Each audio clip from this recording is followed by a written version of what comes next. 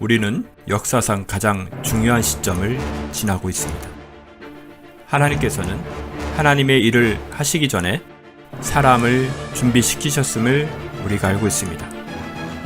하나님 말씀은 마지막 때에 대추수, 대부흥의 때가 있다고 분명히 예언하고 있습니다.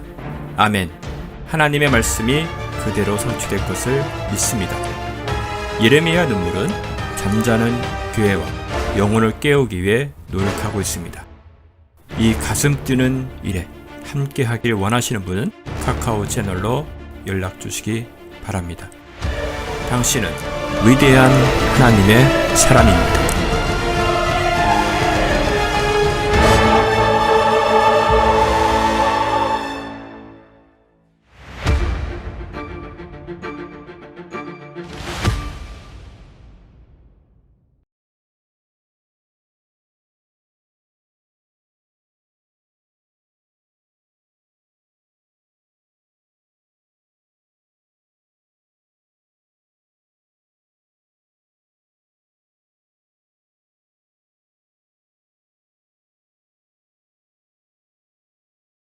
저는 오늘 데이빗 윌커슨 목사님께서 1973년도에 하셨던 설교의 내용 일부를 여러분과 같이 나누기를 원합니다. 모든 참된 교회는 지하교회가 될 것이라는 제목입니다. 목사님께서는 보신 비전을 말하는 것에 대해 사람들이 자신을 광신자라고 말할 것이라는 두려움 때문에 이 비전을 말하고 싶어 하지 않으셨다고 합니다. 그러나 하나님께서 앞으로 다가올 핍박에 대해 경고하라고 하셨기에 말씀하신다고 하셨습니다. 47년이 지난 지금 말씀하신 내용의 대부분은 이미 성취가 되었고 세계 종교 통합은 이미 이루어졌으며 2020년 6월에 네덜란드 피스 팰리스에서 세계 종교 지도자들이 모여서 하는 서명식만 남아 있습니다. 목사님의 예언적 설교로 다시 한번 상기하면서 우리의 신앙을 다시금 돌아보며 성령님께서 우리 삶 가운데 강하게 역사하실 수 있도록 기도하며 마지막 때의 진정한 교회가 교파보다 진정한 하나님의 사람들이 만나고 연결되어 영적 권세를 가질 수 있도록 기도합니다. 지금부터는 목사님의 설교 중 일부를 공유하면서 중간중간 같이 나누도록 하겠습니다. 주님, 제가 오늘 주께서 제게 하라고 하신 일을 하기 위해서는 주님이 정말 도와주셔야 합니다. 주님, 용기를 주십시오. 두려워 떨지 않고 마음속에 주신 말씀들을 나눌 수 있도록 도와주십시오. 하나님께서 오늘 제게 앞으로 다가올 핍박에 대해 경고하라고 하셨습니다. 성령께서 저의 증인이십니다. 오늘 이 집회에서 저는 모든 성령 충만한 성도들이 핍박을 받게 될 때가 다가오고 있다는 사실을 경고합니다. 여러분은 앞으로 미움을 받고 괴롭힘을 당하고 조롱받게 될 것을 준비하셔야 합니다. 여러분이 사도행전 2장 4절을 믿으면 사도행전 2장 17절도 믿어야 합니다. 너희의 자녀들은 예언할 것이요 너희의 젊은이들은 환상을 보고 늙은이들은 꿈을 꾸리라. 저는 지난 4월에 비전을 봤습니다. 매우 두려운 비전이었습니다. 지난 3달 동안 그것을 지워내려고 했지만 그렇게 할 수 없었습니다. 저는 지금까지 이런 비전은 오직 2번 봤습니다.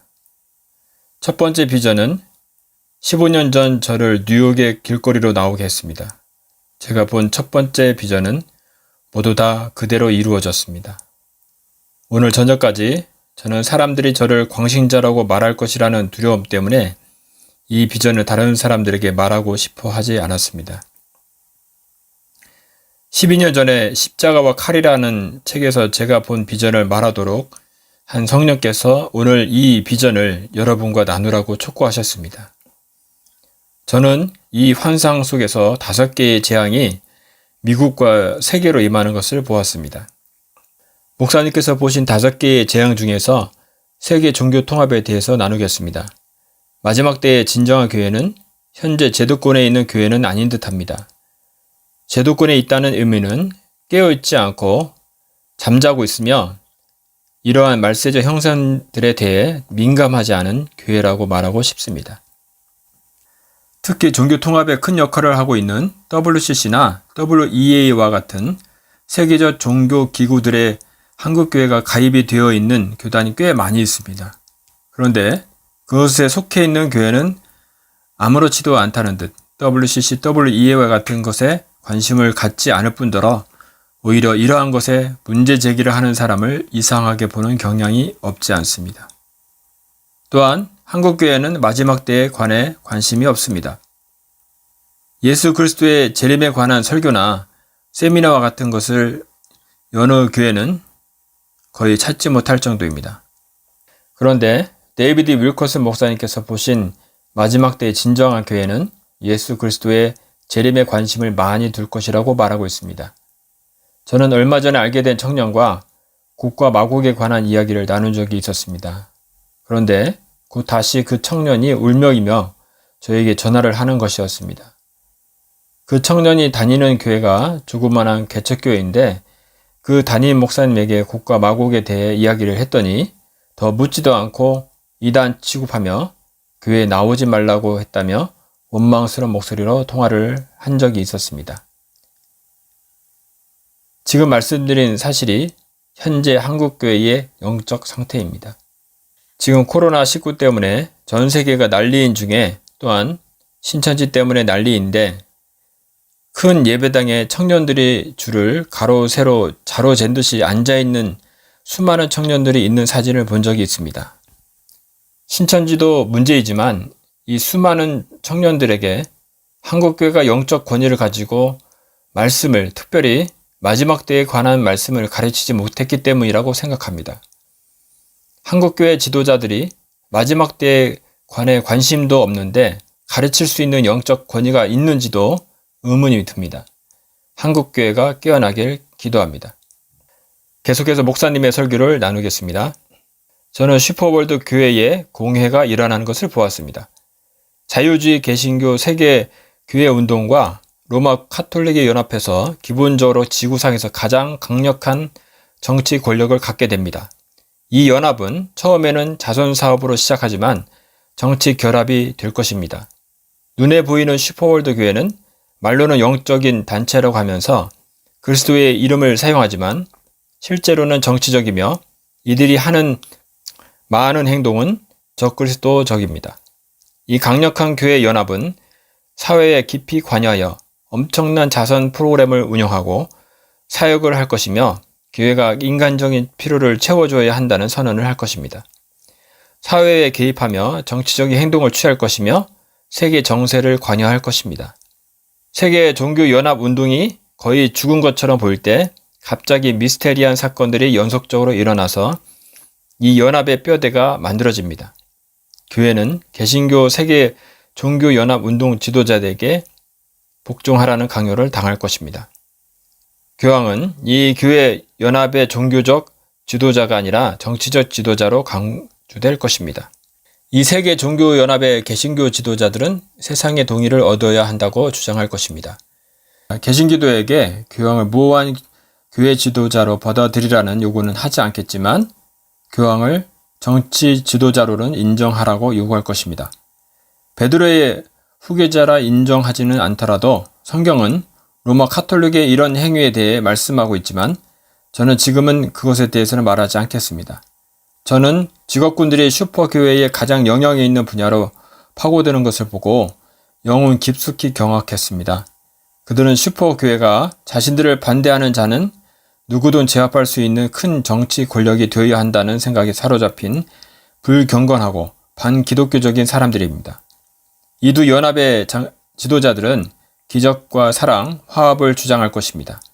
이 무리들은 자신들의 지도권을 받아들이지 않는 모든 종교단체를 핍박하고 괴롭힐 것입니다. 잠시 이 말씀에 대해 저희 생각을 나누도록 하겠습니다. 그동안 마틴 루터를 포함한 수많은 종교 개혁자들은 로마 카톨릭 교황을 적그리스도라고 규정하였습니다. 정확히 하면 계시록에 나오는 거짓 선지자여 7머리와 10뿔을 가진 짐승을 탄 음녀입니다.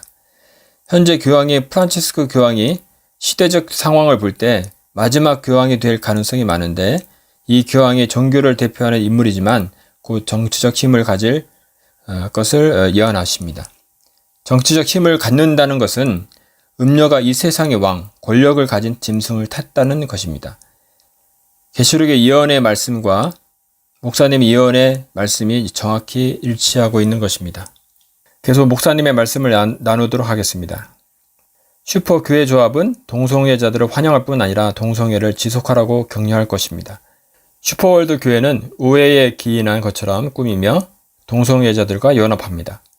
동성애 목회자들은 임명을 받고 고위직에 오를 뿐 아니라 새로운 사랑의 복음에 대한 개념을 가진 선구자로 지켜 세워질 것입니다. 미국과 전 세계에 동성애자를 위한 교회가 세워져 동성애자들만의 필요를 채워줄 것입니다. 그들은 모든 종교단체의 전적인 공인을 받을 것입니다. 어린이들에게 동성애가 정상적인 기독교인들의 행위라고 설명하는 주일학교와 교회 문서들이 나타납니다. 저는 그 다음에 다른 종류의 슈퍼교회가 일어나는 것을 보았습니다. 그 교회는 보이지 않는 교회로서 예수 그리스도의 영적 권능을 가진 자들로 이루어지며 성령 안에서 그리스도와 말씀을 확신하는 자들이 만드는 연합입니다. 진실된 믿는 자들로 구성된 이 슈퍼교회는 일종의 지하교회가 될 것입니다. 카톨릭과 개신교 등 모든 교파를 넘어 인종, 직업, 국적을 넘어 진실한 신앙인으로 이루어져 있습니다. 보이는 슈퍼월드 교회는 정치적인 권력을 갖고 있지만 이 보이지 않는 그리스도인의 몸은 강력한 영적 권세를 갖게 될 것입니다. 핍박을 통하여 주어진 권세입니다. 핍박의 광기가 기독교인을 예수 그리스도와 서로를 가깝게 할 것입니다. 이들은 교파보다 그리스도의 재림에 더욱 관심을 둘 것입니다. 성령께서 직업, 인종, 국적, 교파와 상관없이 이런 사람들을 연합시킬 것입니다. 이런 슈퍼월드 교회는 이미 전 세계에 존재해 왔지만 곧 이런 교회는 정치적으로는 거의 영향력이 없을 것입니다. 교회는 사회 문제에 대해 별로 발언하지 않을 것입니다. 그러나 핍박이 가해지면 교회는 거의 급진적으로 복음을 전할 것입니다. 이 보이지 않는 교회는 성령의 자연적 기름 부음 아래 능력으로 세상 끝까지 복음을 전할 것입니다. 네, 맞습니다. 목사님께서 영적으로 보신 비전은 지금 우리가 살고 있는 이 시대를 보신 것입니다. 마지막 때의 진정한 교회는 보이는 건물이 아니며 겉으로는 세계 평화를 외치지만 실상은 하나님을 대적하는 종교 통합에 속한 교회가 아닙니다. 이 진정한 교회는 교단과 교파의 의미를 주기보다 직업, 인종, 국적에 상관없이 성령의 사람을 연합시키는 교회입니다. 이 모든 것은 세상의 끝에 일어나는 것이기 때문에 곧 있을 예수 그리스도의 재림에 관심을 더욱 가지는 교회입니다. 마지막 때에 환난이 있다고 말씀에 쓰여 있습니다. 우리는 그 환난을 통과할 것입니다. 이러한 환난에 대비하여야 한다고, 예수 그리스도의 재림을 준비해야 한다고, 기름을 준비해야 한다고 이제는 한국교회가 깨어나 외쳐야 합니다. 예수께서 나와 말씀하여 이르시되 하늘과 땅의 모든 권세를 내게 주셨으니 그러므로 너희는 가서 모든 민족을 제자로 삼아 아버지와 아들과 성령의 이름으로 세례를 베풀고 내가 너희에게 분부한 모든 것을 가르쳐 지키게 하라. 볼지어다 내가 세상 끝날까지 너희와 항상 함께 있으리라 하시니라. 아멘.